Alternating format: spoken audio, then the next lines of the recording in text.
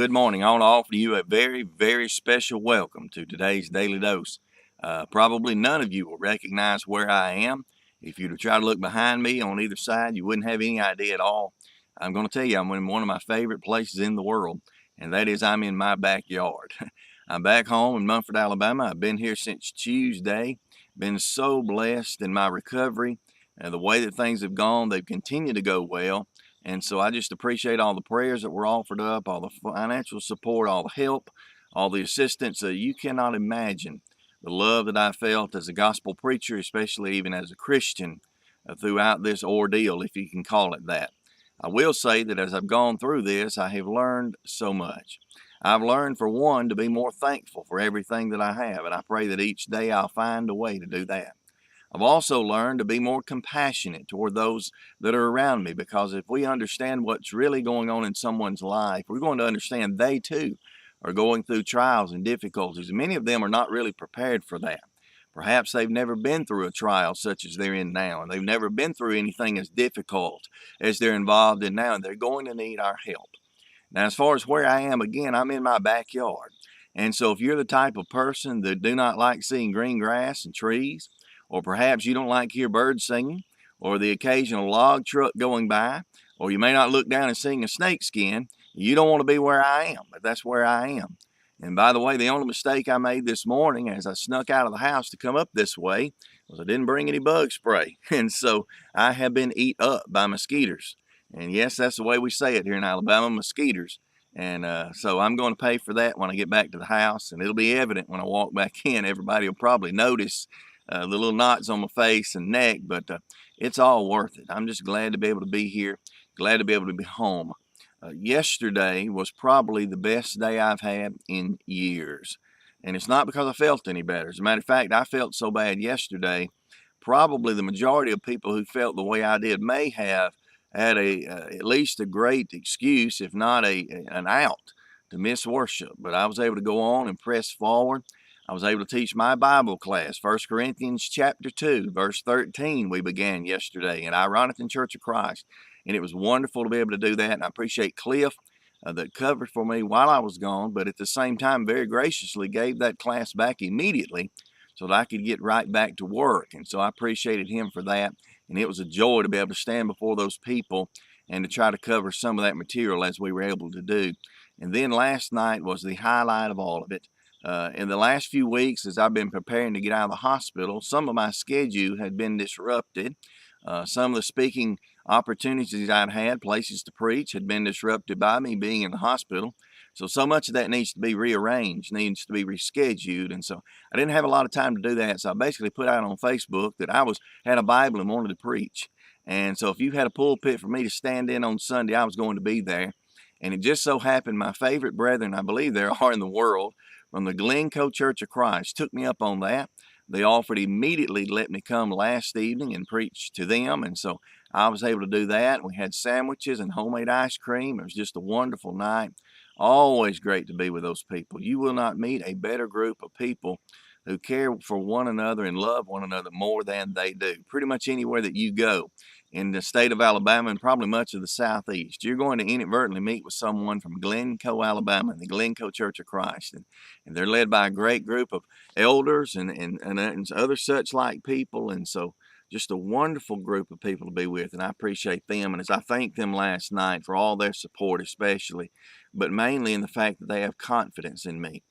There's been several times when probably most congregations would have looked at me and said, oh, you don't need to preach. You're not healthy enough to be here. You need to be home in the bed or need to be here somewhere else, maybe even in the hospital. They have opened their pulpit to me and opened it on short notice as they did yesterday. And so I just appreciate that. And I look forward to anywhere that I may go. And so if you were one of those that were looking forward to being there when I preached the first time, unfortunately you missed it last night, but we'll try again.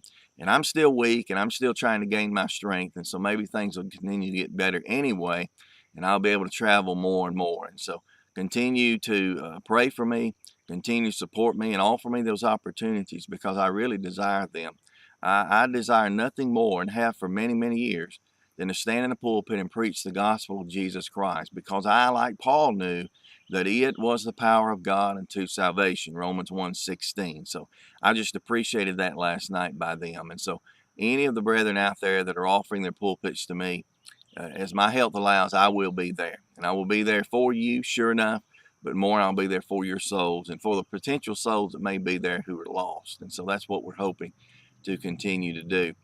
As far as daily dose, I apologize again because it's been delayed probably 4 or 5 days now. Ever since I got home from the hospital, I don't believe I've been able to do one. I have had some weaker days, some lower days. I've been able to get out and walk and do some things, but been very tired, a lot of aches, a lot of pains, a lot of things to get used to.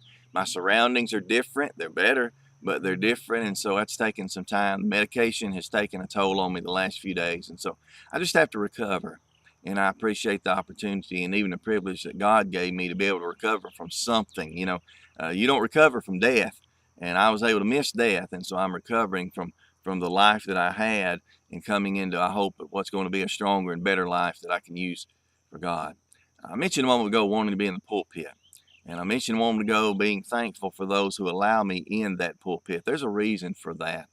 As I began to preach the gospel some 10, 11 years ago, I began to have a desire to tell people about my Lord, to tell people not only about Him, but as I tell them about Him, about His Word. I am so amazed by God's Word. I love to study. I love to delve more deeply into God's Word. I love to preach what is known as an expository sermon, where you go into a specific text, a small group of verses, and you begin to draw out and unfold the truths that are found therein. That's the way that I like to do things. That's the way that I believe God has mainly intended on preaching being done. And so as I do that, I begin to feel a desire. And as I'm separated from that, as I was in the hospital, although I was able to do the daily doses and also visit with people and even study with people in the hospital, all those opportunities were there, I still miss that time to stand before a larger group and preach the gospel. And so I was glad to get to do that. Now I understand how some men failed. I want you to think with me back to a passage. It's found in Acts chapter 4 and verse 20.